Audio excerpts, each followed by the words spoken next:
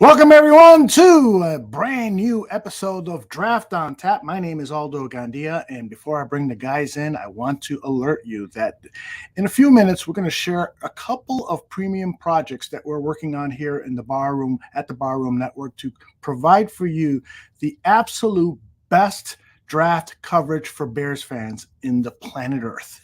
That's right. We've got two very special projects that we're working on, including still our free programming every other week. It'll be Draft on Tap here on Wednesdays, and every other week on Mondays, it'll be Gabriel Talks Football, our top draft analyst, providing you free content, but also providing you with some premium content as well. We'll get more into that a little later. On this show, the meat of the show is previewing the upcoming All-Star games. We're going to have representation at both the East-West Shrine game and the Senior Bowl, so we'll be picking up interviews and videotape that will be exclusive that no one else will have. So let me get going with the introductions. Danny Shimon, how are you, my friend? Hey, Aldo, how are you doing? I'm doing great, man. Just primed and ready to go. Get down to Vegas this week. Looking forward to being there at the East-West Shrine game and finally getting some eyes on these players in live action. Yeah, and it's Vegas too, so hopefully you can make a little bit of time to have some fun. I've heard it's fun in Vegas. Have you been there before? I should have my own residency in Vegas. How many times have I been there? I won't say anything else. All right, let's bring in Niel. Niel Stopchinski, how are you, my friend? Doing awesome, boys. Always good to be with Podfather Aldo and Brother Danny. Good stuff. Hey, how excited, Niel, are you about these All-Star games? All the ones. There's actually a third one. The NFLPA games is this Saturday, and so there's 3 All-Star games. It seems to me like this is one of the more intriguing years for All-Star games. Do you agree with that, Niel? Yeah, I mean, these games are always the best of fun. Anytime I can get a chance to get my hands on practice film and watch these guys go at it in the beginning, before we get to game day, see some one-on-one, see some individual drills. That's pretty clutch. I mean, you can see some stuff that only privileged eyes are able to see over the course of this week and next. Unfortunately, I don't think we have access to the NFLPA stuff, but you guys are going to be out there in Vegas next week. We're going to have all the video for Senior Bowl as well. So, I mean, it's going to be a great time to evaluate some guys. And like I said, video for privileged eyes only. Yeah. Danny, have you seen the rosters, I think, for both the Senior Bowl and the East-West Shrine Bowl game? When you look at both rosters, do you see a talent level that perhaps is equal to or above some of the better All-Star game rosters?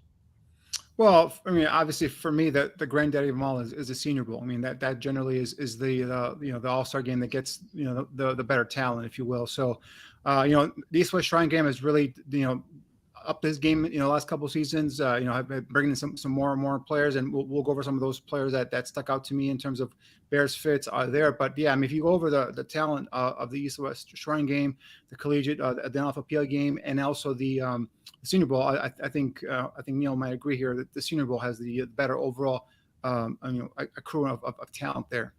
Yeah.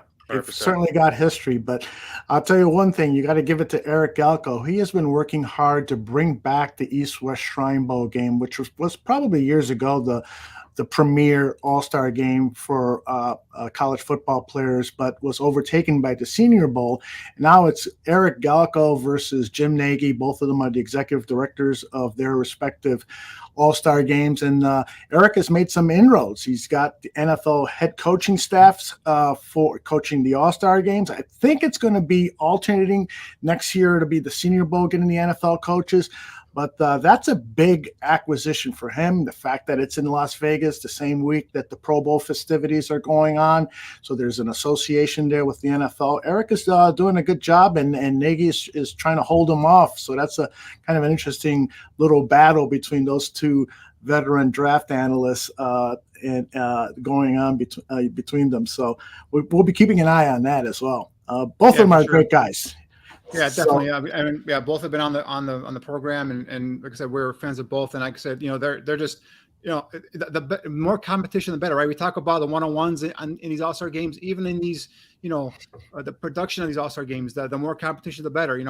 Obviously, Senior Bowl had taken over, and now here comes Eric with the East-West Shrine game. moving into Vegas. Obviously, a bigger venue, a bigger spotlight on it. So, you're going to get more and more players going there. I went over some of this list, and some of these players could have easily been at the Senior Bowl as well. So, talent that he's bringing in now to the East-West Shrine game is being upped. You can see it definitely in the last couple of seasons in terms of the rosters.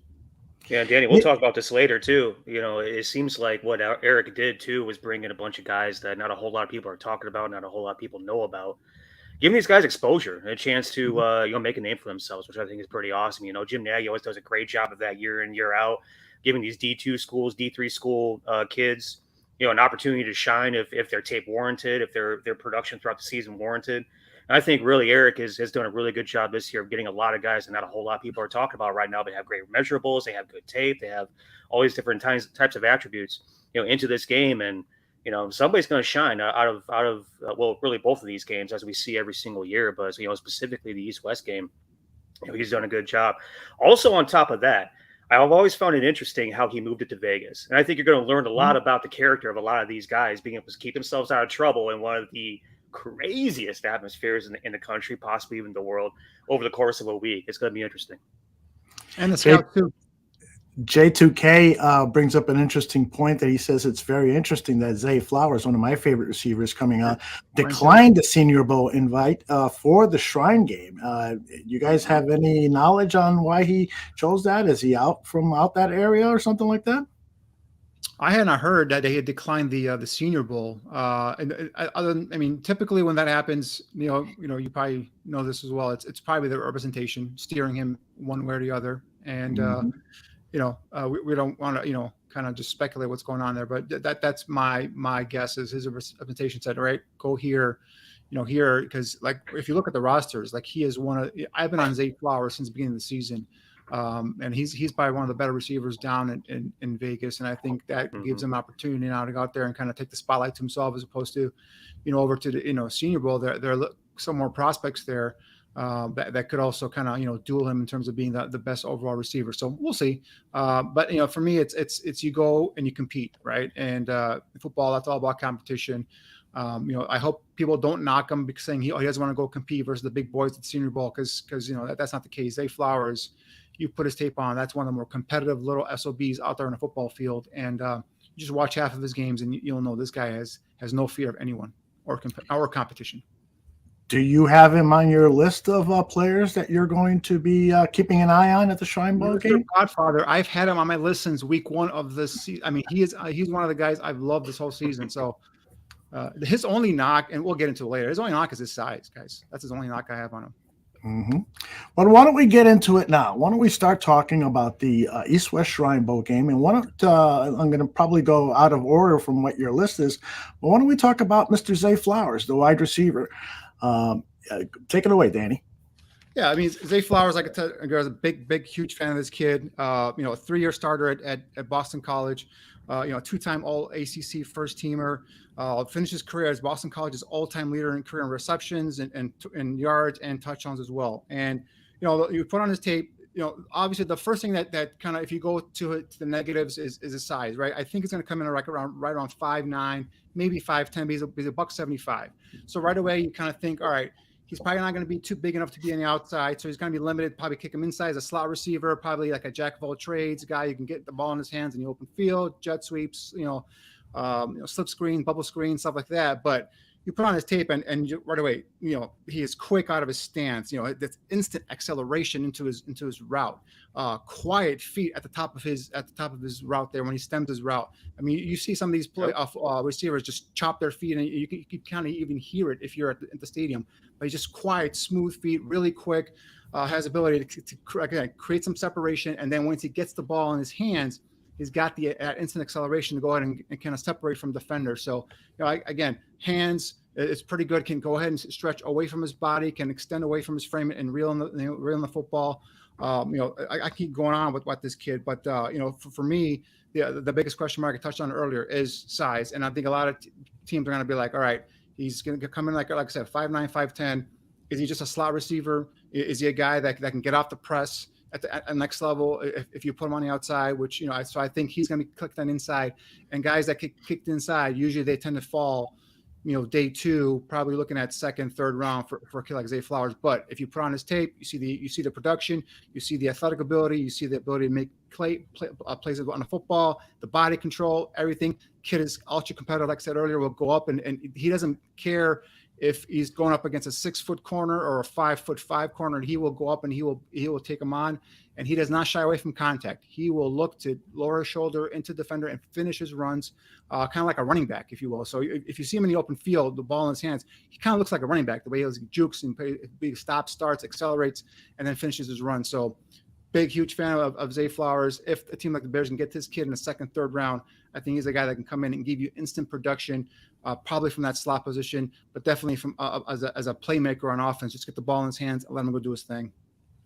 Got a player comp for us? Is he Darnell Mooney, Terry McLaurin type? He's not Darnell Mooney. He's not. Darnell McLaurin's a bigger. He's more of an outside receiver. Think of a guy in the slot, a guy that's quick twitch. And for some reason right now, I'm drawing a blank in terms of who I can see him as, but just some guy in the slot where you can just give him the ball. Elijah Moore, that kid that came out of Ole Miss a couple years ago with the Jets. He kind of reminds me of him coming out of college as well. Just a really good polished receiver, 3-year starter. Highly productive. It's go up against some big competition, made big plays and big moments of the football game. So obviously Elijah Moore's career hasn't taken off as we anticipated. I think that has to do with some of the quarterback play with the Jets. But it's someone like that. Just a quick twitch kid inside, toughness. Is not going to shy away from contact. It's going to be a guy that just get the ball in his hands, especially in the open field, and just let him do his thing. He's got that type of speed, the type of acceleration, and the quick feet to go ahead and make people miss in the open field. So I think this guy's going to be a definite playmaker. It's just in terms of, if you bring him in, offensive coordinator, who play caller, what kind of plan do you have for him? How are you going to incorporate him into the offense, and how are you going to make sure that he is put in a position to succeed and not fail? Neil, you have any concerns about Zay Flowers? Anything that you sort of gives you a red flag about his possibilities in the NFL, other than his size? No, I think that's really the only red flag you're going to get from scouts and coordinators and directors, GMs across the league. They're going to question all that. And that's honestly part of the reason why he's at these events. He's going to get measured in. He's going to go through the entire dog and pony show. I think the interview process is going to be big for him, and then obviously the most important part is going to be how he performs on the field. And maybe he took the opportunity to go to the East-West game because he knew that he was going to be worked out by an entire coaching staff. He was going to be doing drills within a certain system of a professional football club. He was going to be coached by within the schematics of what these teams do. I can't remember which outfit is coaching which team out there in Vegas, but he's going to have an opportunity to actually go through an entire week's worth of practice for that particular team. And I think that for some of these guys, that might be the reason why they chose to go ahead and do East-West versus the Senior Bowl. But the kid's a big time playmaker, and he's going to have his shot. I think that he's going to have an opportunity to be an early take. He's probably along the lines of some of these guys that we said were going to be second, third round guys last year, the year before. Who's the kid from Purdue? What was his name? The super midget from Purdue. From last year? Talking from last year? Yeah, went to the Cardinals.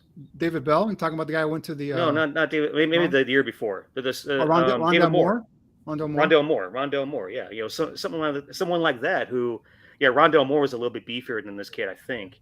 But he was a little bit diminutive in his measurables. But as long as you put the appropriate film on the field, as long as you have the productivity, that warrants you being taken high, these guys will overlook, the drawbacks. The other couple. What's that? No, go ahead. Finish your thought. I was just saying, from everything that I'm seeing so far, and I haven't really gotten too much in depth at the wide receiver position as of yet, but it seems like this kid is damn near locked in for a day 2 pick right now.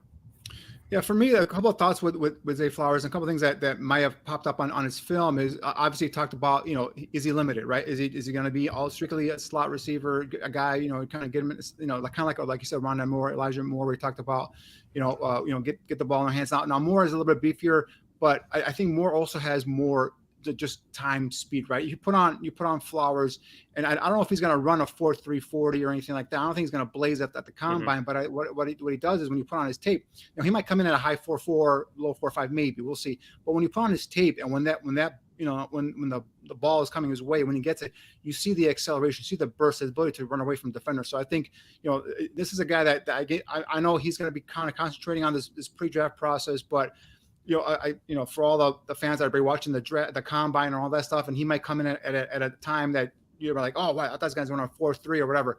Don't be alarmed. Just put on his tape. You see when the competition is going, when he's playing football, he's a guy that goes in and he just puts the acceleration on and he takes off at a second, kind of like a second level. He bursts away from defenders.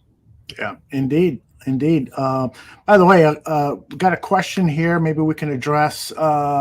Bears need both lines help. How soon might they take a wide receiver in this draft, the second or the third? If they're not trading out of that first pick and they're keeping their picks, I personally see them going offensive line and defensive line in this draft in rounds 1 and 2. And so the earliest they would address the need at wide receiver would be round 3. And I think personally it might be more like day 3 when they pick a wide receiver. Again, that is if they do not trade that first overall pick for a number of other draft choices. Do you guys disagree on that?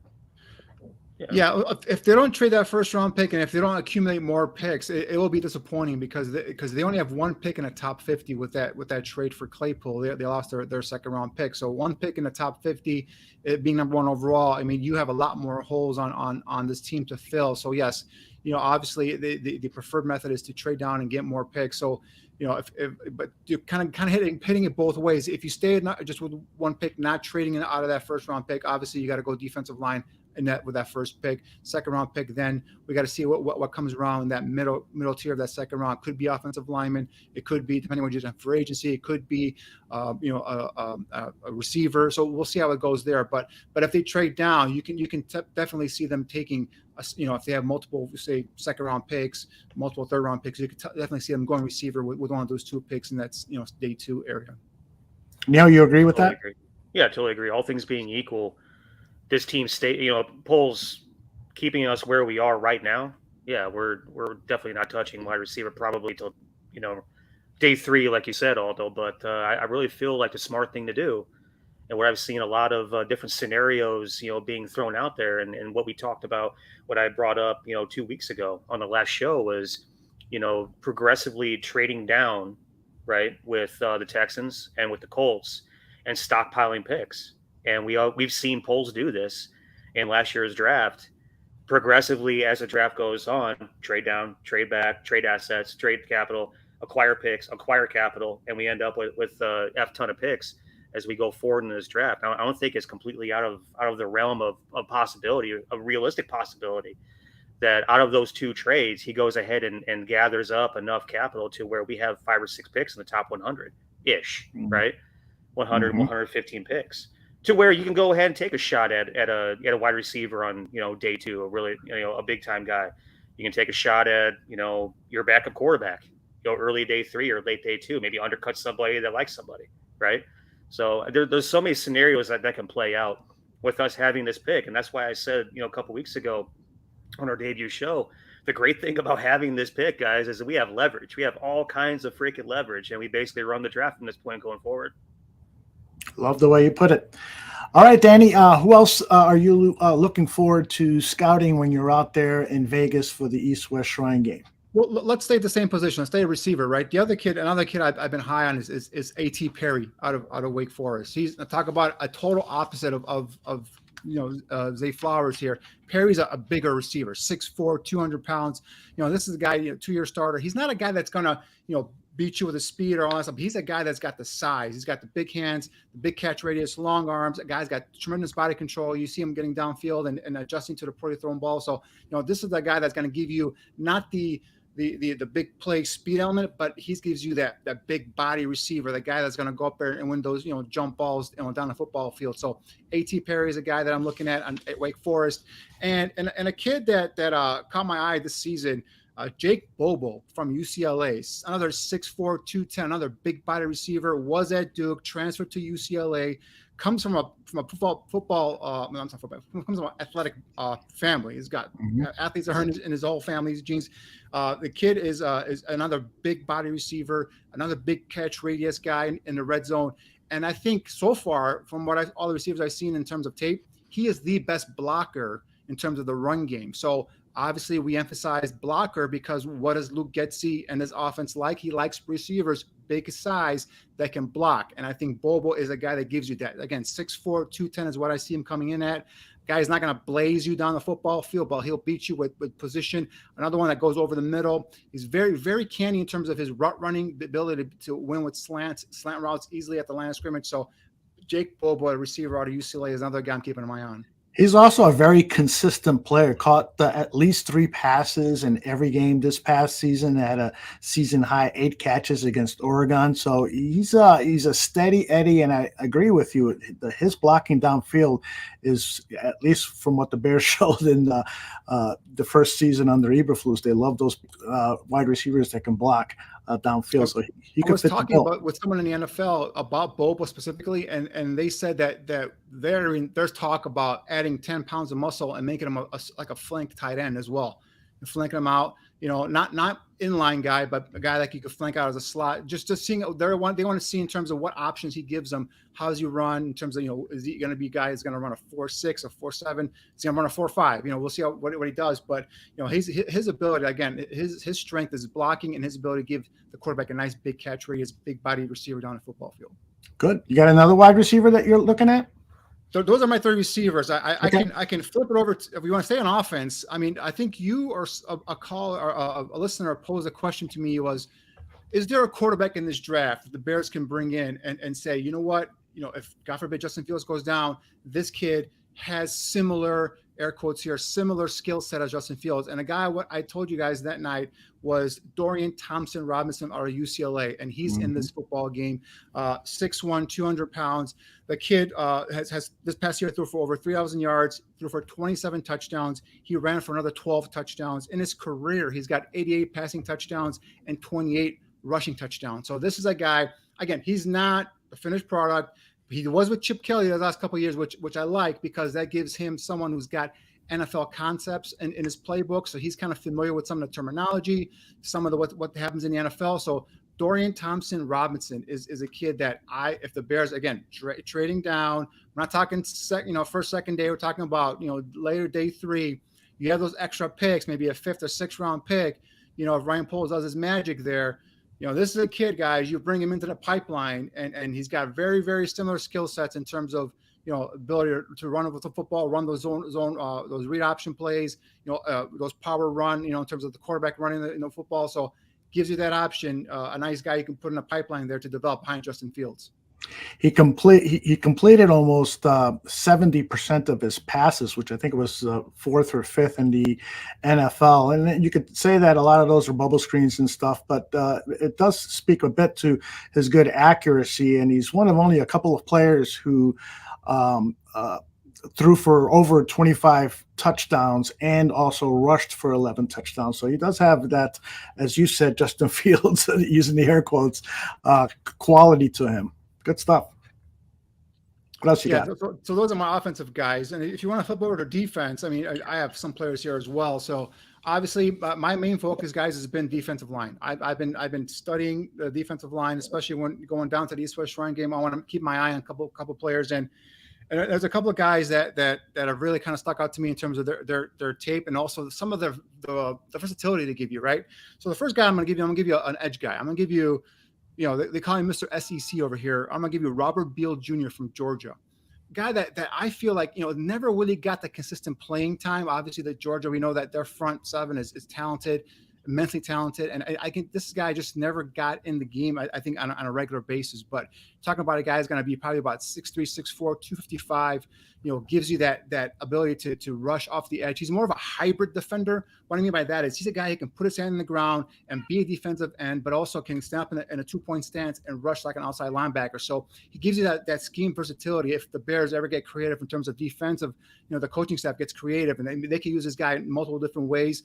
Not a finished product, but I like his length, his arm length, the ability to come off the line of scrimmage, use his arm, has that pole position rush move where he kind of extends his arm out and runs around the tackle there as well. So Robert Beal Jr., the defensive end / edge player from Georgia, is a guy to keep an eye on.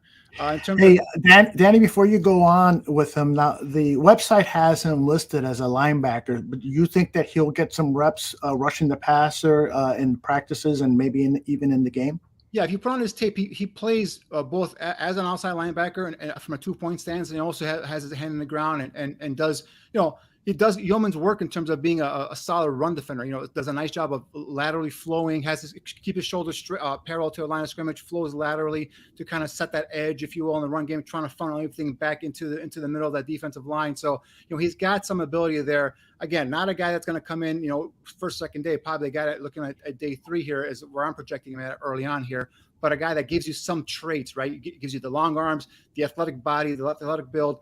Yeah, preferably he's probably going to be a lot of 3-4 teams are going to look at him. I think like a team like like New England, for example, would love a kid like this, a guy that can be a 3-4 defensive end or 3-4 linebacker and a 4-3 defensive end. So he's more of a hybrid defender, but just a guy to keep an eye on and see how he develops here as the draft process continues.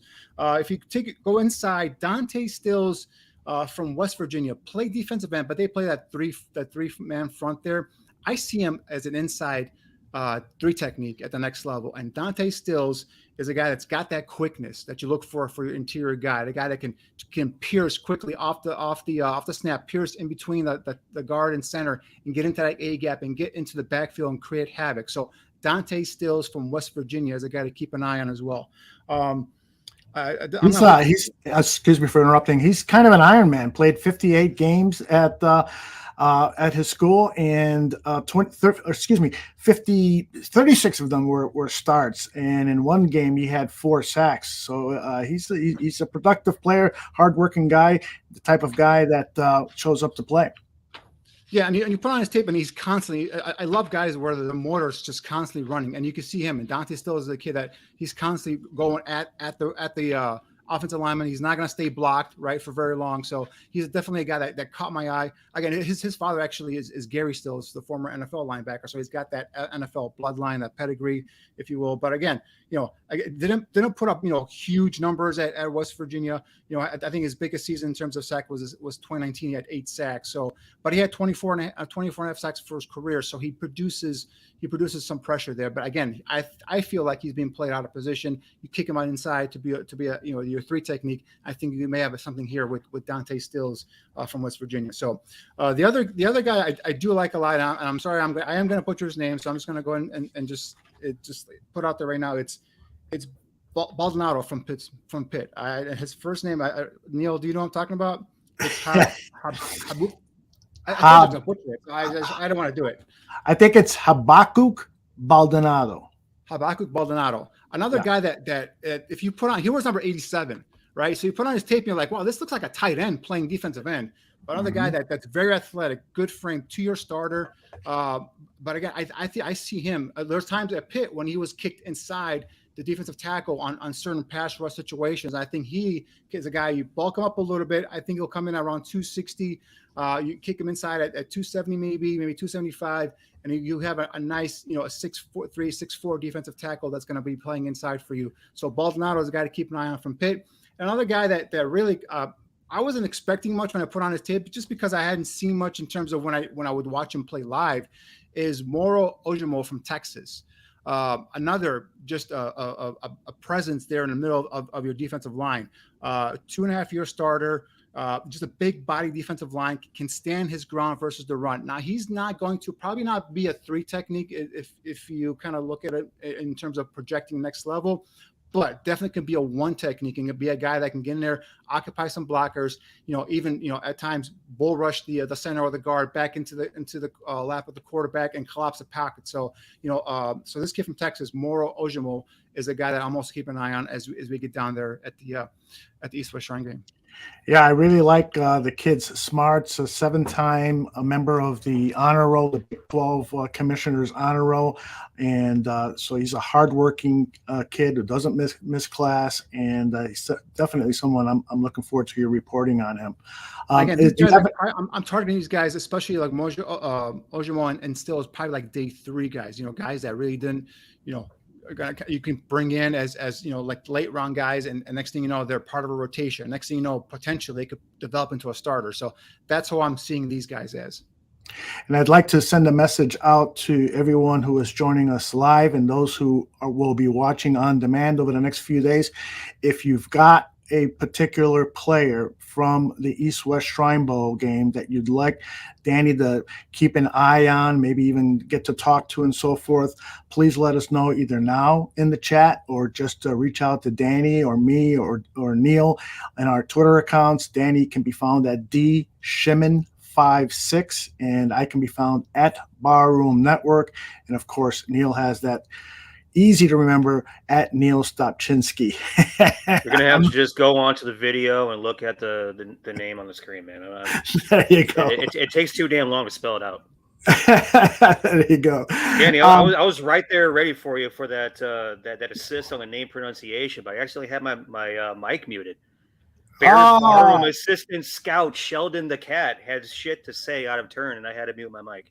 So, but to be fair, he did pipe up when you start talking about DTR. So, I think I think he approved of your evaluation of our future backup quarterback there. Thank you, Nomad. We got Tyreek Stevenson, the cornerback out of Miami, so he'll be one of the guys that we're going to ask you. I'll compile all these names that are going to be in the chat. I'll compile those for you guys, so don't worry about jotting those down now. Are you done with your preview of the East-West Shrine Bowl game before we move on? Yeah, those are my guys that I'm specifically keeping an eye on. Okay, so let's take a quick break here because I want to tell all of our followers, all of our barflies, for the first time ever, we're producing content that we're charging for, premium content. The reason for that is because the guys put an awful lot of work into providing you with really well-informed evaluations of the draft. And so we've come up with a couple of ways to compensate the guys. And the first one is going to be a private party that is hosted by these two gentlemen on my left or right or bottom or whatever. Take a look at this. That's the wrong one. Let's try this one. Hey, everyone. Want to let you know that Danny Shimon and Neil Stopchinski are co-hosting a private draft talk party. That's right. It's private. For 90 minutes, you can join the Draft on Tap co-host and get the type of quality draft talk you yearn for as much as I yearn for my Maker's Mark. You lead the discussion. Talk about your favorite prospect and get Danny and Neil's analysis. If you want, share your favorite mock with the guys or bring up a prospect off everyone's radar. The cost is only a $10 donation, or as we say here at the Barroom, a $10 cover charge. You'll get 90 minutes of your personalized draft talk and even get a copy of the video to share with your friends. Now, there are only 7 slots available. That's right, only 7, so you must act fast. What you need to do is email me at aldo@bearsbarroom.com. Tell me you want to party with the guys, and I'll get you the information you need.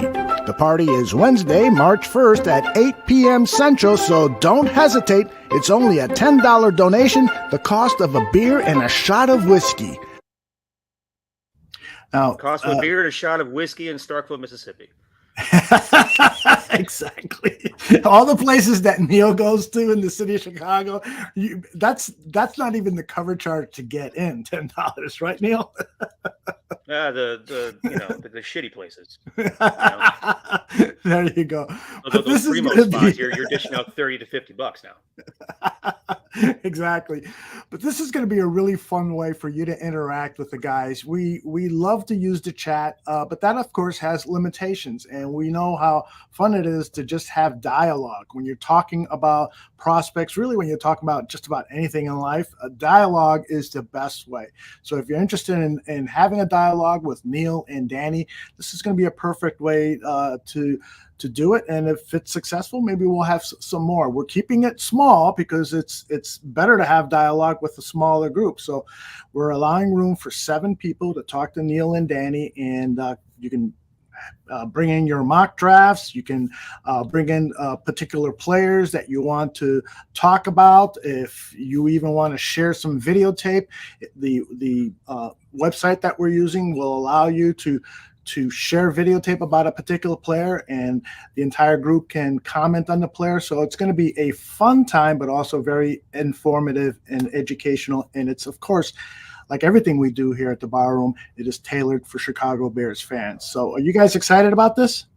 Yeah, it's fun because we get a lot of participation from the chat, and some of the guys they give us are guys that we've either studied, or some of the guys that we have to go back and study again. So definitely looking forward to kind of mixing up and talking with the guys, or with the fans, guys and girls. But if you're ever gonna do a mock, guys, just keep it to a realistic amount. I've seen some like mocks online where it's like they've traded back 3 times and they have like 20 picks coming in. So. Yeah, which is not going to happen. I highly doubt it. You're absolutely right. Never say never. That is true. That is true. The amazing thing about what Ryan Poles did last year, he went into day 3 with only, I think, 3 draft picks and walked out with a total of 7. So he did some wheeling and dealing.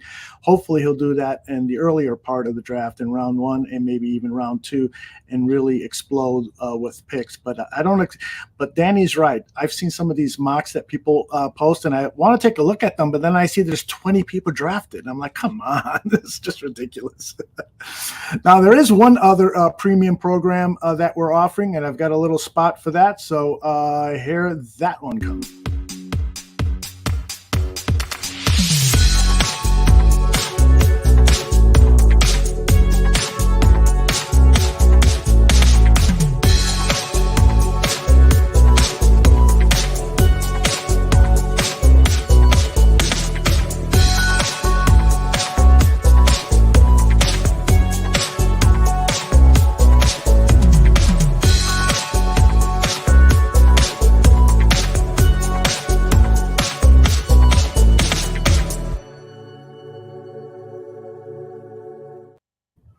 That's right. For only $10 a month, starting in February, we'll have our own Patreon page, and we're already starting to load it up with draft analysis reports from Greg Gabriel and Danny Shimon, and I will be posting a newsletter on there. I'm not going to provide any draft analysis, so don't get scared by that. What I'm going to do is collect as much information from Danny and from Greg and also other draft experts and put that in a newsletter so that it's easily reachable for all Bears fans. Again, this is all with a focus on the Chicago Bears needs and what they might do so that you're better informed. Once that draft rolls around in late April, you're well informed with what the possibilities are, and you can moan and groan if there's a pick that you've decided you don't like, or cheer a pick of your choosing because you'll be well informed with our draft experts here. So that's going to be an awful lot of fun. More details on that coming up. Just follow us on the Barroom Network, our Twitter page. Follow us on Facebook, Barroom Network, for more details. And again, you could always reach out to me either by direct message or on the email aldo@bearsbarroom.com. So that's it, guys. Let's turn it over now to the Senior Bowl and Neil Stopchinski. You've got the lead here, brother. What are you looking forward to? Who who are you looking forward to scouting at the Senior Bowl? So before I get to that, though, I want to address Cliff Victoria's, comment, a question rather. Beer and whiskey for $10. Where's that bar? I'm going to throw you guys a really sick bone right here. All right. Awesome. On the 1900 block in Milwaukee, there's a place called the Remedy. All right, and from 4 to 7, they have the most killer happy hour that arguably exists in Chicago. Half off everything, beers, Boilermakers, low shelf, top shelf, everything is half off for 3 hours. You can go ahead and spend, $20 on, Weller Green Label. Nice. Like 4 or 5 drinks of Weller Green Label, spend like $20 and be out of there and not feeling like you just burned through your entire life savings. That's pretty amazing. Mm-hmm. But yeah, beer and a shot for $10 there is easily doable. And there's a couple of spots down here in my new neighborhood in South Loop that does a really good, either happy hour special, or they just are good people and they got cheap liquor and beer and have good prices on stuff. And I'm drawing a little bit of a blank right now, but I think First Draft is one of those places, and Casey's is another. Two of the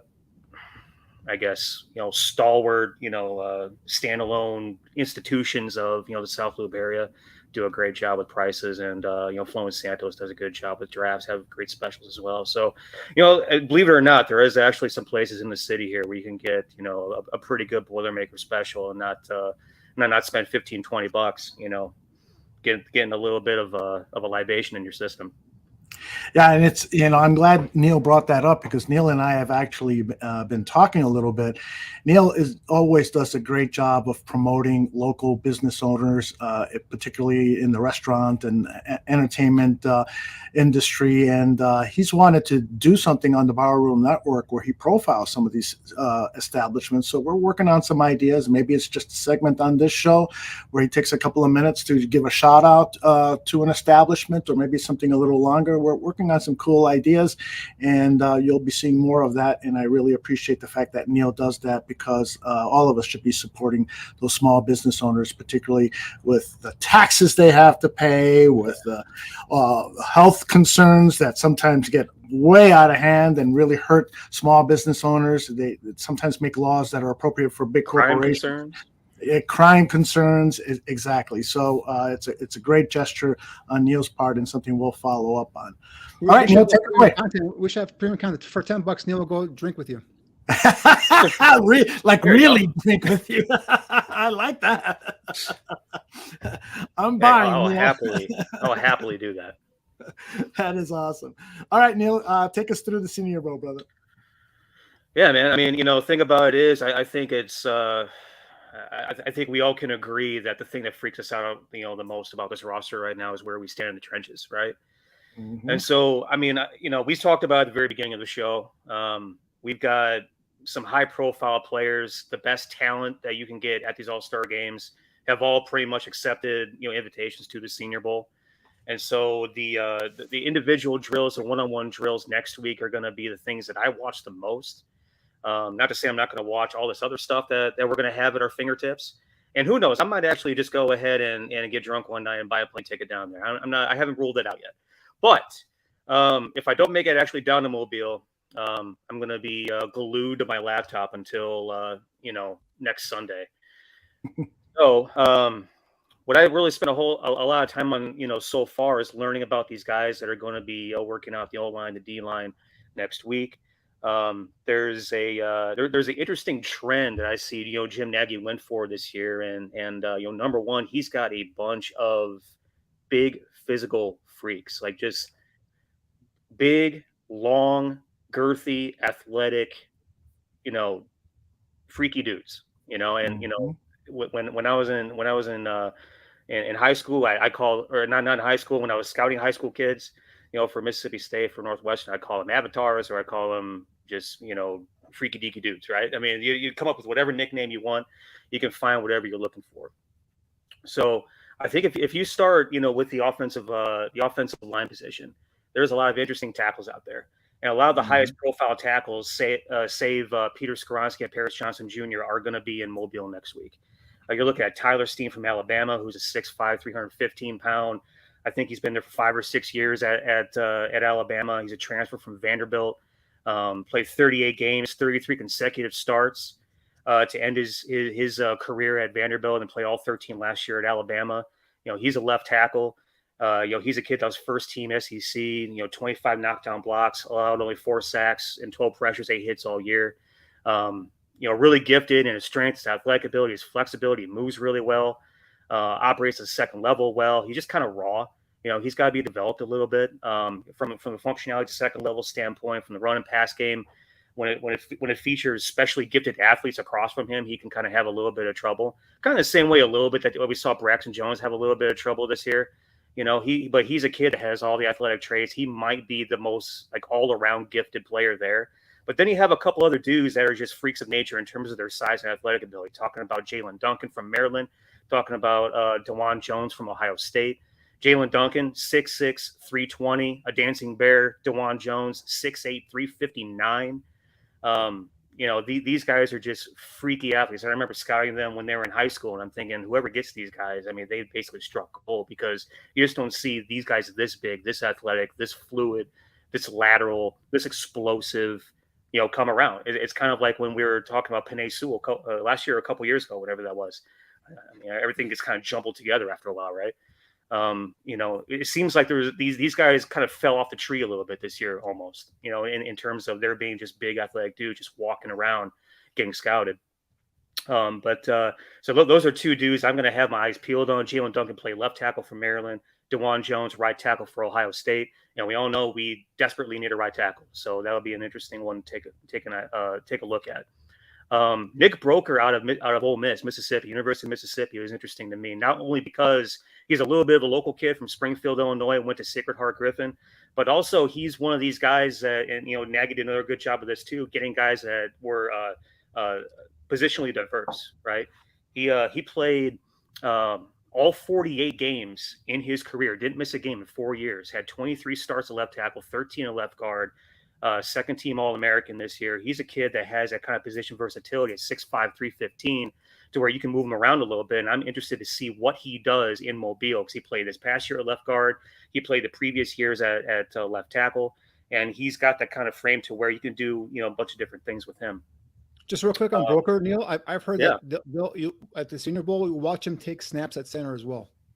Is that right? I'm not surprised.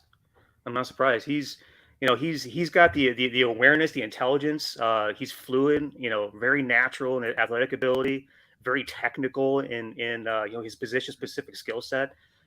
Extremely productive. I don't think he's allowed a sack his entire career. I might be off on that. I might be pulling that on my ass, but he did win the Kent Hole last year, and extremely productive kid, nasty, intelligent. So. He's legitimately a kid that you can easily see playing every position across the offensive line, even though he hasn't done it. He has those kinds of traits, right? Moving on down the line here, Blake Freeland, left tackle from BYU, 6'8", 305, just another big, long, athletic dude. He was a team captain, so he's got those intangibles, the leadership. He's a guy that's a grown up. He was one of 3 kids all year for BYU to start all 13 games. All-American kid. He's a really interesting one that has a lot of bloodlines that goes back, through the years to BYU. His sister plays at BYU. His dad played at BYU. I think his mom played at BYU. Like, his entire family has bloodlines there. But this kid right here is another one that is again, he's a grown up. He's a team captain. He's got all the leadership stuff. He's very fluid on the edge. And even though we don't need a left tackle, take one of these really athletic left tackles sometimes, move them to the right, and, all of a sudden you have 2 bookends, protecting Justin Fields. And, Matthew Bergeron is another one that has a lot of position versatility, a guy that started at right tackle at Syracuse at 6'5", 322, got shifted over to the left side to end his career. Another guy that brings a lot of leadership and intangibles. Some of these guys, you got to think about culture. Poles always talks about, bringing in the guys that fit the culture of the locker room. And you got a bunch of guys, coming down here to Mobile that have, leadership council experience, team captain experience. Those are 2 of them, Freeland and Bergeron. Curtis McClendon, I think, is really interesting from Chattanooga. Curtis McClendon, another team captain, played 49 games, 38 starts. He has 30 starts at right guard, 7 starts at left tackle, a start at left guard. Right guard is a position that he's played, though, but he's a guy that can get you out of a game. He's 6'6", he's 328. He's spent 6 years at Chattanooga, a ton of play history. He's first team All-America at the FCS level, 3-time first team All-Conference. He got his bachelor's in sports management. He's also working on a master's in school teacher leadership. AFCA Good Works team nominee, 3-time NCAA Division I Oversight Committee sitter. So, another guy with a ton of play history, with a ton of athletic ability, with a ton of length, with a ton of position versatility, and also the intangibles that would be interesting to look at, not at the top of the draft, but a little bit further on down. Hey, Neil, another thing about Curtis, because he's one of the guys I'm going to be taking a close eye on, because back in, I think it was August, Bruce Feldman, who writes a column for The Athletic, and he's got a column annually called Feldman's Freaks, and Curtis McClendon was a part of that column. And the reason why is because, according to Feldman, he deadlifts 775 pounds and power cleans 345. And as you stated, at 6'6", 325 pounds, he's also very agile. And so it's going to be fun to watch him go up on these one-on-one drills to see how he holds himself up against some better defensive linemen than he's played in his college football career. Yeah, without a doubt. I got another one of those Bruce Feldman freaks coming up on the defensive side of the ball as well. And again, Jim Nagy did a really good job bringing guys down here. There's a few more guys that I feel like I could go on forever with these guys, but just to kind of like run through some of these real quick. Osiris Torrance is a really interesting one from Florida. ULL transfer, followed Billy Napier on over into Florida. Another team captain kid, consensus All-American at 6'5", 347, held down the right guard position at Florida, coming out of Group of 5 ULL, which is I think to me pretty impressive. Started 46 games in his career. Really interesting kid. I'll be looking. Cody Mauch from North Dakota State. They might as well have been an offensive line factory for the NFL. Conga line coming through the past couple of years. Here's another kid that plays left tackle. Another kid with incredible play history. If you look at his headshot, looks like a hockey player, missing his 2 front teeth. I love that, right? Tough guy, tough guy for days. Jared Patterson, if you want to talk about 2-time team captain, a kid with a bunch of intelligence and high character, 4-year starter, started at center for 3. We need a center now. Luke Patrick isn't going to be around for a while, and Sam Musfer certainly ain't the fix. He started 3 years in Notre Dame at center, started left guard last year. Didn't allow a sack his entire career at Notre Dame. And then, Steve Avila from TCU is interesting to me. At 6'4", 330, played left guard last year and center throughout the rest of his career. He's a kid that, if you're watching the national championship game, I feel like he's the only one that at least held his own, didn't allow chaos to ensue across the offensive line in that game. He'll be one I'm watching to see exactly how he lines up, where they stick him with that kind of experience that he has.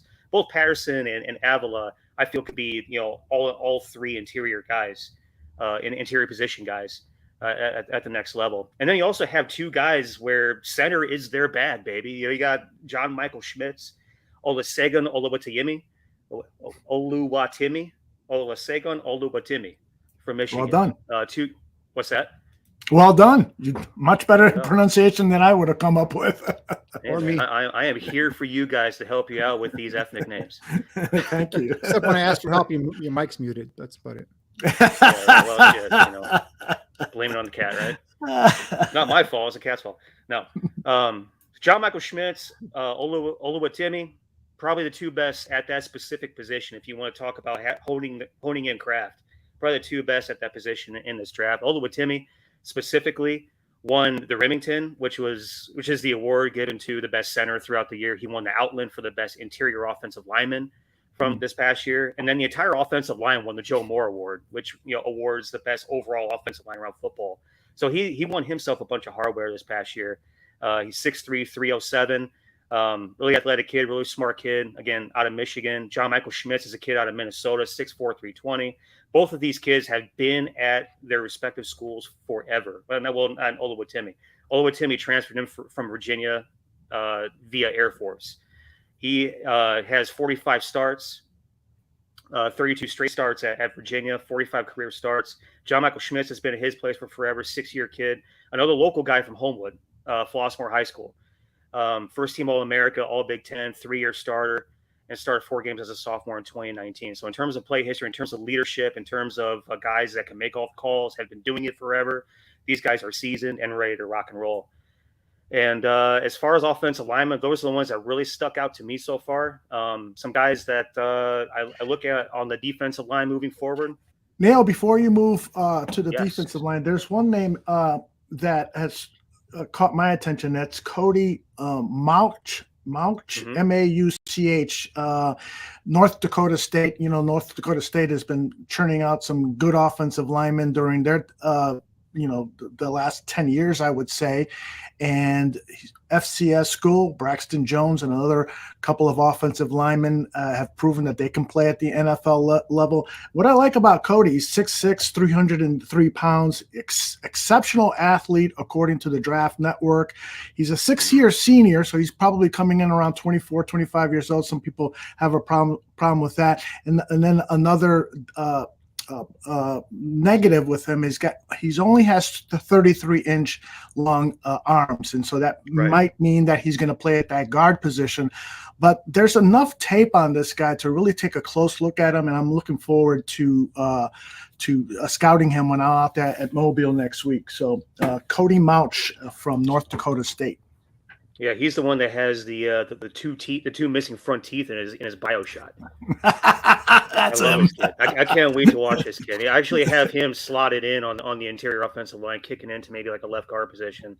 Cool. Because he's got all the athletic ability, he's got the nastiness, and then the physicality.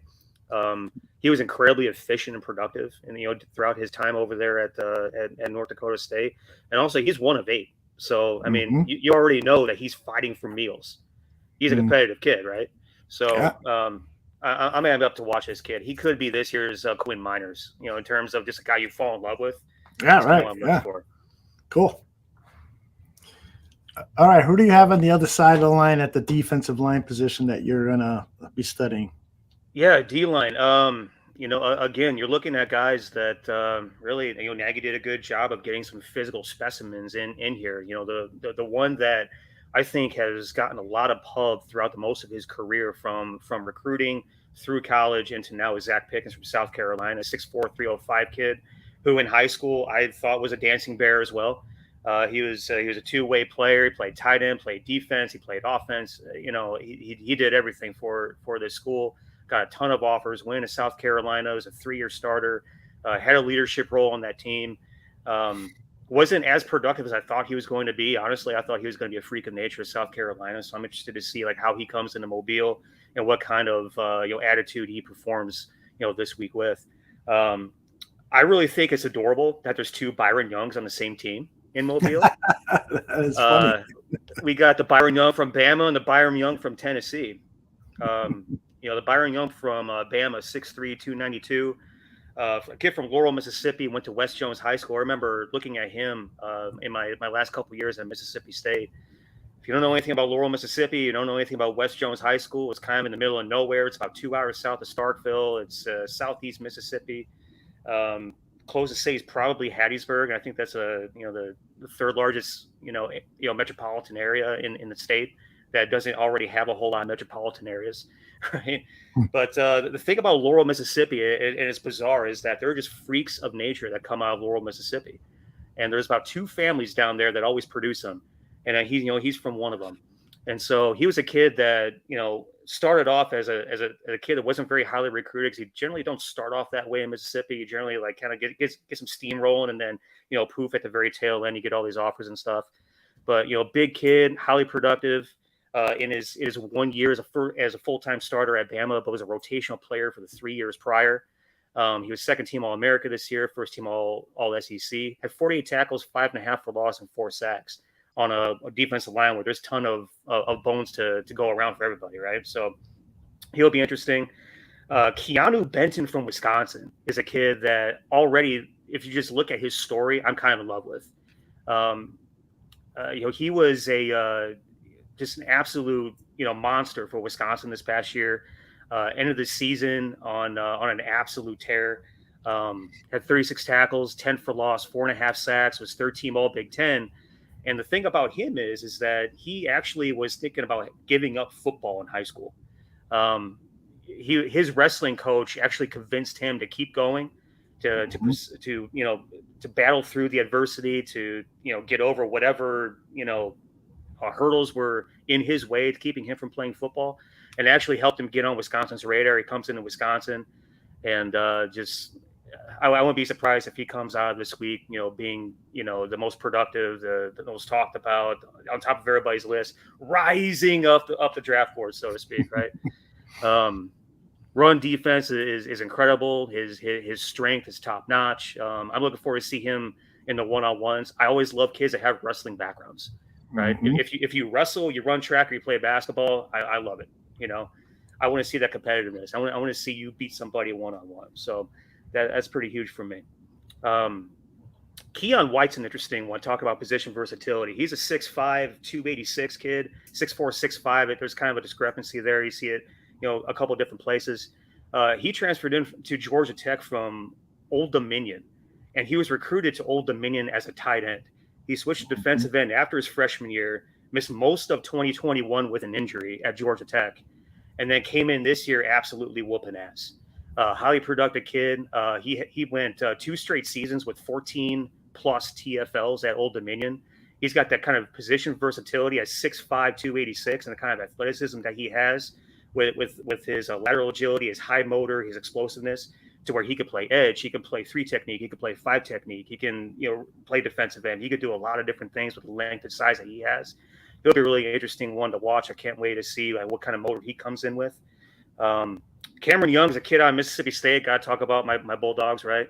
A kid that came in from Crosby, Mississippi, another one of these middle of nowhere, towns the size of my dinner table, right? A very super raw, blue collar workmanship attitude type kid. Doesn't say much. He speaks through his performance. High character, well-to-do kid. Talking about people that fit the culture of the Bears, someone that you want in your locker room. He's someone down the road, probably on day 3, that I think, if he falls into our laps, if he ends up in our locker room, if we end up picking him up, we're going to absolutely love this kid. Mm-hmm.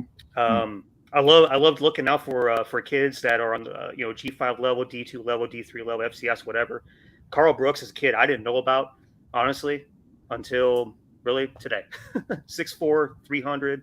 Out of Lansing, Michigan, plays for Bowling Green. 27.5 sacks, 46 TFLs over 5 seasons at Bowling Green. I want to see what he does. And I think we talked about him a little bit a couple weeks ago. The Tomi Adebawore from Northwestern, 6'2", 280 kid who, if you look at those numbers, is a little bit of a tweener, right? He's a kid that could be on the edge. He could be a 3 technique. He could be a bunch of different things. He does another one of these kids that does give you a little bit of position versatility. If you like the idea of a tweener, a kid that has that kind of athleticism, a kid that has explosiveness, has length, strength at the point of attack, backfield disruption. Northwestern was absolute hot garbage this year, but one of the kids that absolutely stood out was this kid right here. You always saw him getting in the backfield. You always saw him messing things up. This past year, 31 pressures, 27 run stops, 5 sacks, 9 TFLs, and 38 tackles. I think he's a guy that is worth a little bit more evaluation, worth a little bit of a look, and seeing really kind of figuring out a way to slot him if he does fit, right?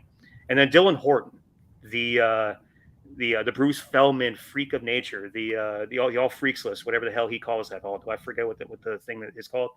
Help me out. Feldman's Freaks. Is it just Feldman's Freaks? Yeah, that's what it's called. Yeah. Well, Feldman's Freaks, all right. He's a kid that comes in at 6'4", 275. Jeez. 14 tackles for loss this past year, 10.5 sacks, 4 pass deflections, forced fumble. He was honorable mention All Big Ten. If you watch him in the semifinal game against Michigan, had 4 sacks in that game. Helped them to get to the national title game. The Feldman freak for the 2022 offseason, along with our offensive line we just talked about from Chattanooga. 4.55 40-yard dash. Remind you, 6'4", 275, 4.55 40-yard dash, 38-inch vertical, 10-foot broad jump, and a 700-pound squat. Mm-hmm. That's ridiculous. I can't wait to see what he does in one-on-ones. I hope he actually dominates. The ones that I would love to see dominate is a Dylan Horton kid, from TCU, the Keanu Benton kid from Wisconsin. Those kids just, on paper, on tape, their backgrounds and everything else like that are really intriguing to me, and I would love to have both of those kids in the Bears locker room. The one that's like super under the radar that I think is just really interesting to talk about is Atavius Robinson from Ole Miss, from something called Guelph. I think that's how you pronounce that. Guelph, Ontario. Transferred in after 2 years from something called Guelph Collegiate Vocational Institute. 6'6", 265 kid on the edge. Extremely raw. He's a kid that's still growing, he's still learning, he's still developing, but he's very intelligent. He's an honor roll kid. He's a yes sir, no sir, high character, type, human being. Came from a good family, and also his birthday's January 3rd, same week as me. Gotta love those Capricorns, baby. Mm-hmm. So O-line, D-line, those are the guys that really kind of stood out to me on the initial run through of these rosters. I mean, obviously we got a ton of position groups to talk about, but to be honest with you, we're going to go through tons of film next week. We're going to get even a better idea of these guys next week than we do right now. I will say this one thing, though. We talked about quarterbacks, when Danny was running through the East-West Shrine game. We do need a backup. We can't be sitting here with Nathan Peterman and Trevor Siemian and relying on those guys if Justin Fields does go down again. I mean, let's be honest. Mm-hmm. Justin Fields has got shit kicked out of him for 4 years at Ohio State and with the Bears. And he is, with lower body, upper body, everything. He's gone through his fair share of ailments. There's a couple kids here at the Senior Bowl game that, I'm going to be, paying attention to. Hendon Hooker from Tennessee just got invited and accepted.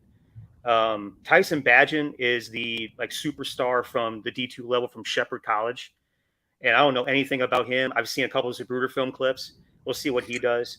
The Jake Hayner kid from Fresno has some good backup vibes to him, and maybe one of those. He might have one of those Brock Purdy type runs in him. Jaron Hall. I hate talking about BYU quarterbacks now, but we got to talk about Jaron Hall because I think he had a really productive, nice year at BYU, and I think he has more innate athletic ability. I think he can do some of the things that we see Justin Fields do a little bit. And Clayton Tune. I mean, all Houston quarterbacks do is just chuck the ball around and put up ridiculous numbers. Max Duggan from TCU, we saw him in the national title game, wasn't impressive, but that kid has a lot of play history at one of the top schools in the country, so you got to give him his fair due. I think that this class of quarterbacks that he brought in are worth taking a look at. I'm really upset we didn't see Stetson Bennett get the invite to this game. I really am. I think that Stetson Bennett, I would love to see him as our backup quarterback. I would love to see him in Chicago. I think he's going to have a hell of a shot in the NFL. And I don't think he's going to be as low drafted as everybody says he is. I think he's going to be at worst 4th round pick. Interesting. I got to tell you, one of the things that I'm most looking forward to at the Senior Bowl is to see what Luke Getsy, who's coaching the American team, is going to do with that group of wide receivers that he has. In particular, the kid from SMU, Rashee Rice. What do you guys think about him? Because I keep seeing him pop up in my research over and over again. He's got some blemishes. He's had some problems with drops. He's not a master of the route tree yet. But it seems to me that this guy has skills that if he's available early in day 3, you might want to target a Rashee Rice. So it'd be interesting to see what Luke Getsy does with him. What do you guys think about him? Yeah, Rashee Rice, he's going to be in Mobile. If there's one thing I've learned about SMU receivers over the past couple of years is that, they're all going to be productive. They're going to come in, they're going to work their ass off, and they're going to figure out a way to contribute. I mean, Danny Gray is special, with his speed and his explosiveness. The Roberson kid is still floating around from practice squad to practice squad to practice squad. I'm expecting that kid at some point to break through and make a 53-man. Rashee Rice, I haven't watched nearly as much as those two guys, but they come from the same pedigree as just kids that are highly productive, kids that work hard, and kids that are going to figure out a way to make it work. He's definitely not a bad. He definitely would not be a bad pick early day 3. And that's exactly where I think he'll probably go. 4 or 5 round. What do you think, Danny? For me, Rice is a guy that gives you some of that combination of size and speed. At 6 feet, 6'1", 190 pounds. A guy might run a high 4.40. Highly productive this last year at SMU, over 96 catches, 1,300 yards, 10 touchdowns.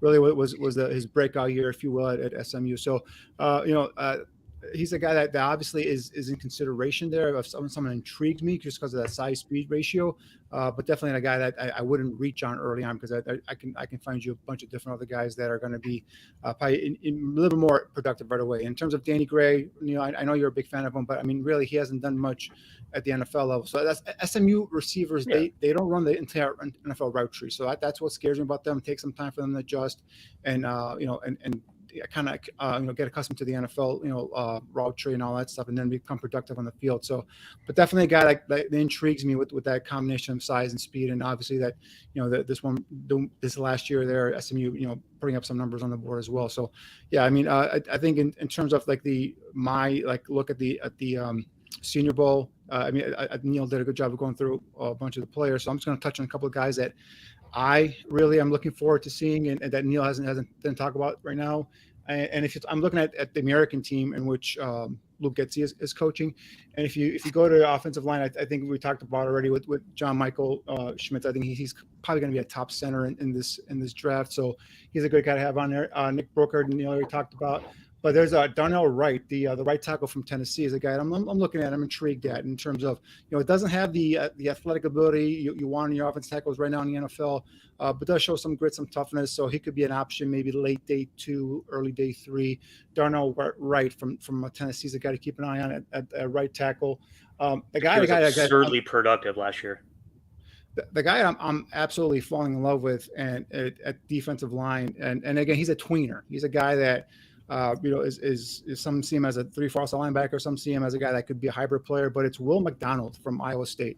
Talk about a guy that's been highly productive, a big time player at Iowa State. I think it was the Big 12 Defensive Player of the Year, 3-time first team all Big 12, led the Big 12 in sacks in 2020, 2021.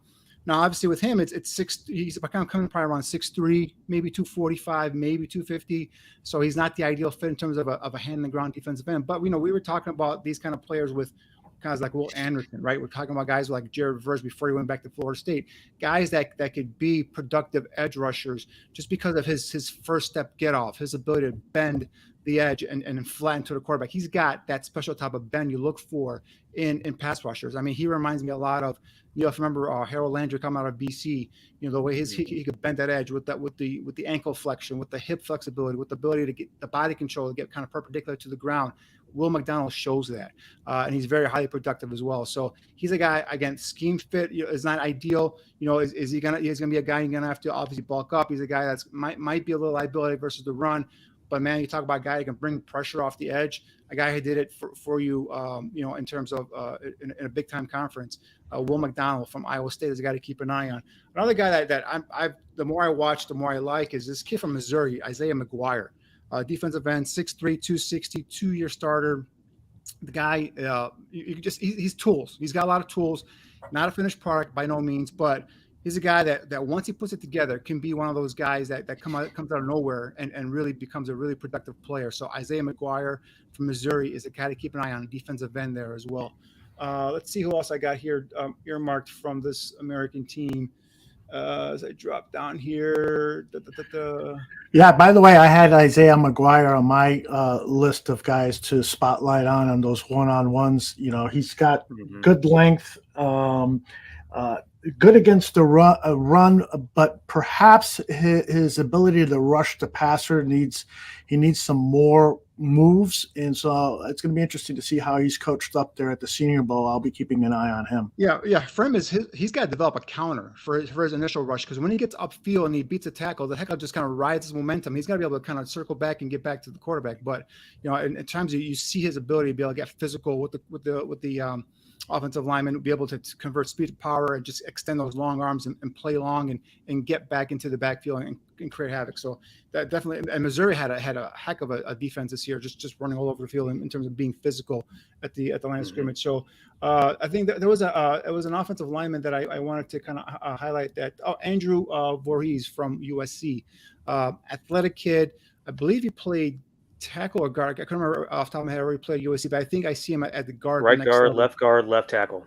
Thank you. So he's a guy that I think gives you that position versatility, guy that's got the athletic ability that you look for and the Bears look for in their offensive lineman. Guy's got the the lateral agility to go east and west. So definitely a guy if you keep an eye on in terms of possibly a left guard potential long-term replacement for a Cody Whitehair if they decide to go ahead and get rid of that contract. So that's another guy to keep an eye on. And in terms of the other receivers that I wanted to take a look at, I think those are pretty much it. It was just the defensive linemen really that caught my eye were those guys as well. And I think there was another play. Oh, Tyler Lacey, guys from Oklahoma State. Another guy that plays in that 3-3-5 system or a 3-man front where he's kind of put out of position. Another guy, I think you kick him inside at 290, 6'4". I think he's got the ability to hit that gap and get upfield and create some of that havoc we're looking for. So Tyler Lacey from Oklahoma State, another guy to keep an eye on at the Senior Bowl. Well, that Darnell Wright kid. Yeah. Sorry, Aldo, I was just going to pop in real quick. That Darnell Wright kid, incredible, productivity, especially last year. He was. I caught this. I think they had it on his bio. One of 14 P5 offensive linemen with over 825 snaps and no sacks, and the only SEC offensive lineman with over 750 snaps and a PFF efficiency of 99% plus, which is absolutely absurd. He hasn't allowed a sack in 18 straight games. He has 46 games of experience, 41 starts, 26 of those at right tackle. Also put 2 starts at right guard, 13 starts at left tackle. At 6'6", 335, that kid is really interesting to me. Yeah, I remember the defensive lineman real quick, all the way before you go. It's Yaya Diaby from Louisville. Another kid that really before Louisville, he played at Burt Williams at Georgia Military College, so it was probably like a JUCO, and then came over in his third year. This is his last year, and was really highly productive. 14 tackles for loss, 9 sacks this past season. Again, 6'3", 255. A lot of teams are seeing him as a tweener guy. But at 255, 260, maybe another 5-10 pounds, you're looking at 265, 270. He could be a guy at defensive. And when I first put on his tape, I'm expecting you see him come out. He's chiseled. He's got long arms. This guy looks ideal in terms of a defensive end. And so I'm thinking this guy's going to bust up the field and make pass rush moves. But he impressed. The more I watched him, he was playing against Boston College. The more I watched him versus the run, the more impressed I got. His ability to maintain his ground, stack and shed at the point of contact, locate the ball carrier and make a play, make a difference as a run defender really caught my eye. And then also it gives you that ability, that quick twitch, the first step off the line of scrimmage and be able to, again, bend that corner flat and just kind of burst and close on the quarterback. So Yaya Diaby from Louisville, another guy to keep an eye on. I will do just that when I'm out there, and we'll be reporting every day on social media and on the Barroom Network shows. I won't be hosting any of the shows I normally host during the week while I'm out there at the Senior Bowl, but you will see a lot of reports on social media and as we collect material for some of our premium content. Guys, before I let you go, there was a report today from Niel's good friend Chris Emma over at 670 The Score that it is possible that David Montgomery might be seeking a payday of about $12 million a year, similar to what Aaron Jones is making with the Green Bay Packers. That to me is about maybe $5 million more than I would pay David Montgomery. So I wanted to get your thoughts on this alleged demand by David Montgomery or David Montgomery's agent, and how much of a priority would that put on us to be scouting running backs, because that could be a route that the Bears will take to replace David Montgomery, plus signing, of course, a veteran or two. What do you guys think? I can go first. If that is true, let's just say for the sake of this conversation, that is true, that is his demand. Obviously, it's a negotiation. You come in high and you can always work your way down. But I love David Montgomery as a person, the player, in terms of his competitiveness, his leadership that he brings to the locker room. But at that number, I'm saying goodbye, David Montgomery. Good luck with whoever team you go play for. I am moving on. I got Khalil Herbert here, like stepping in as a starter. I will go in and now the priority of running back isn't higher than offensive, defensive line, receiver, but it moves up a step or two in terms of finding a capable running back coming in, at least provide you some nice backup. Obviously, the free agent market, I think a couple weeks ago, we looked at the free agent market in terms of running backs.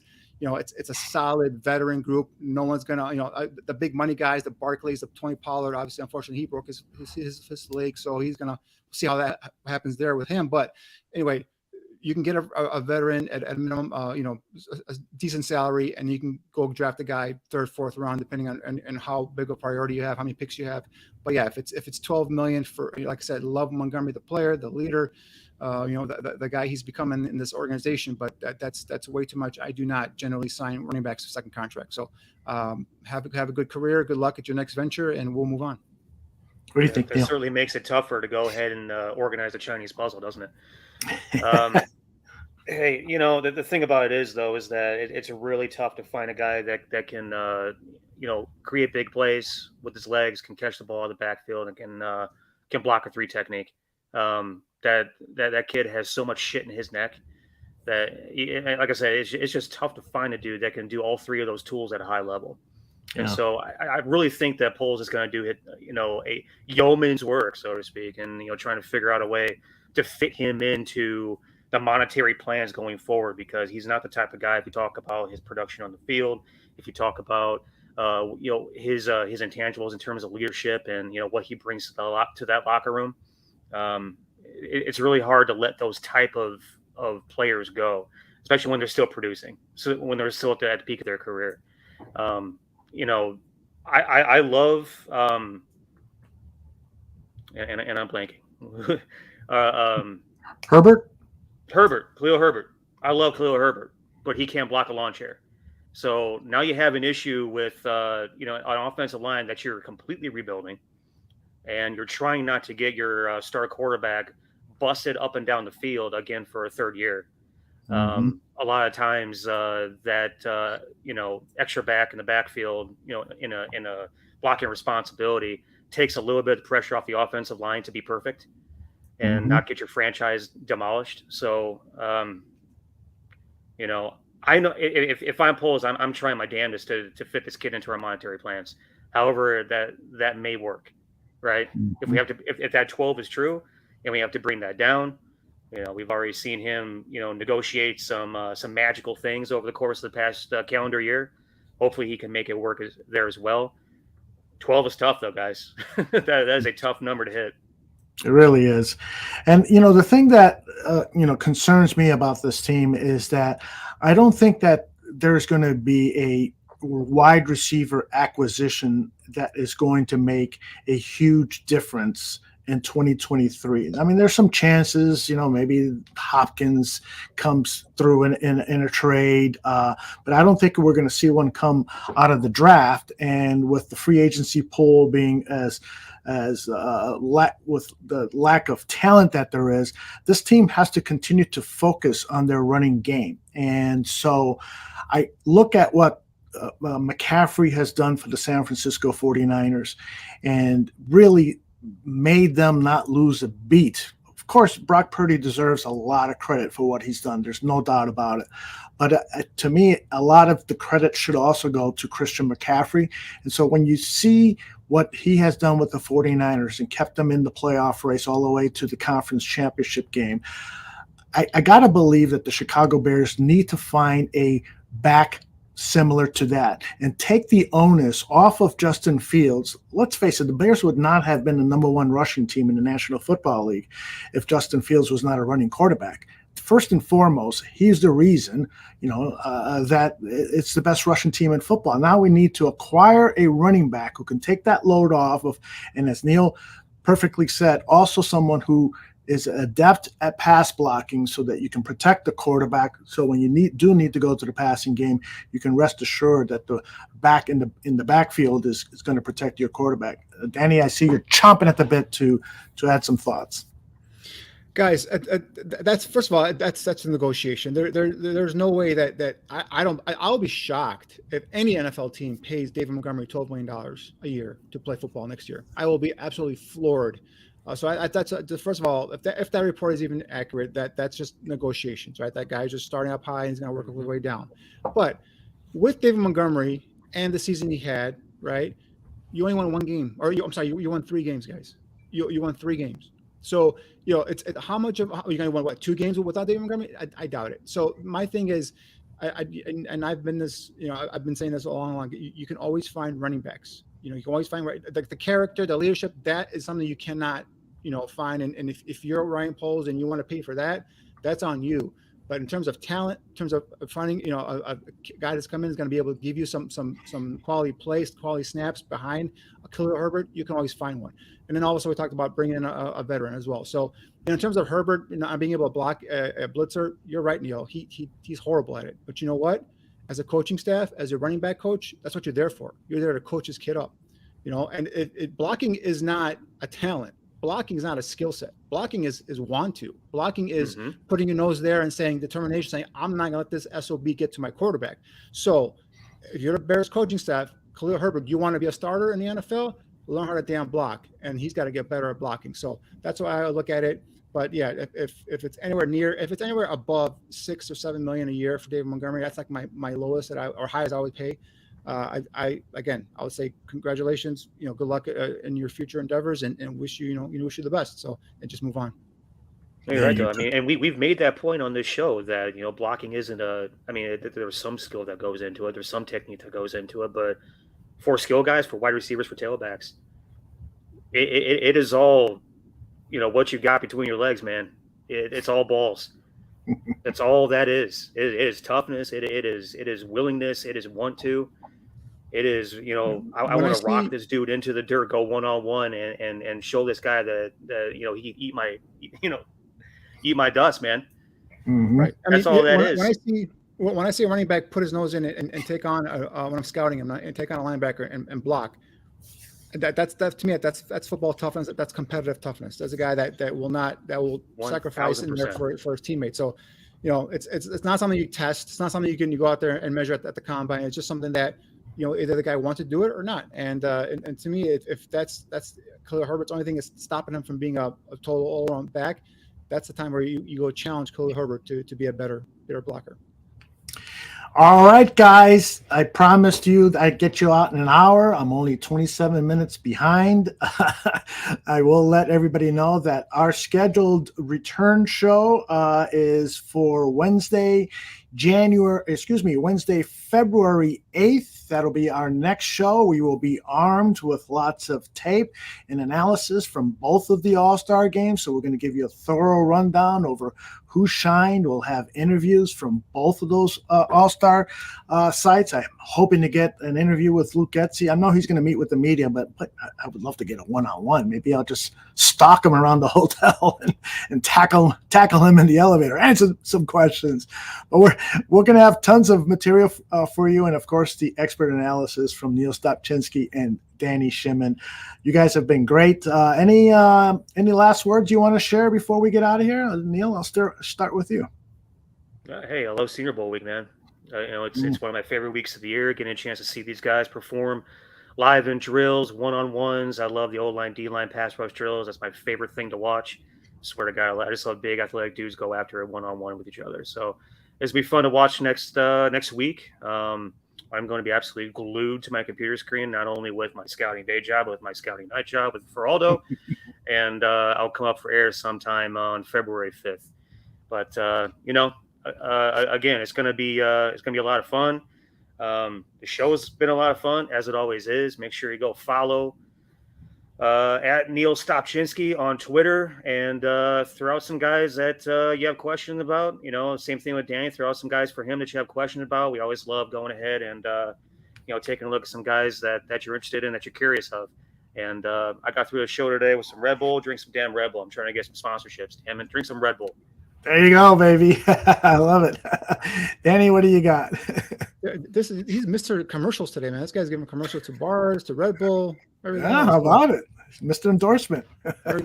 Bringing that premium content there. But no, man, I'm excited. Like I said, I'll be heading out to Vegas to take a look at the East-West Shrine game, take a look at some of those prospects we just talked about, live in person, going up those one-on-ones will be will be key to watch there as well. And then at night we're scouring the tape that we get from the Senior Bowl practices as well. So definitely looking forward to it. Should have some more great content for you guys next time we're on here. And like Aldo said, just stay tuned here because we have it covered from wall to wall. To every single last pick of the Bears in the draft, this upcoming draft. We're going to have you guys covered in terms of breakdowns, analysis, and how the player fits or doesn't fit in some cases with the Bears going into next season. So looking forward to it. This is the best time of the year for me. I love this time. This is like my Christmas time right now. So glad you guys are along here for the ride with us. Yeah, indeed. And I know a lot of new people have stopped in the chat over the last 20 minutes and may not have seen our spot for our private party. I will play that and then our closing logo music. So until next time, take care, everybody. Hey, everyone. Want to let you know that Danny Shimon and Neil Stopchinski are co-hosting a private draft talk party. That's right. It's private. For 90 minutes, you can join the Draft on Tap co-host and get the type of quality draft talk you yearn for as much as I yearn for my Maker's Mark. You lead the discussion, talk about your favorite prospect, and get Danny and Neil's analysis. If you want, share your favorite mock with the guys, or bring up a prospect off everyone's radar. The cost is only a $10 donation, or as we say here at the barroom, a $10 cover charge. You'll get 90 minutes of your personalized draft talk and even get a copy of the video to share with your friends. Now, there are only 7 slots available. That's right, only 7, so you must act fast. What you need to do is email me at aldo@bearsbarroom.com. Tell me you want to party with the guys, and I'll get you the information you need. The party is Wednesday, March 1st at 8 p.m. Central, so don't hesitate. It's only a $10 donation, the cost of a beer and a shot of whiskey.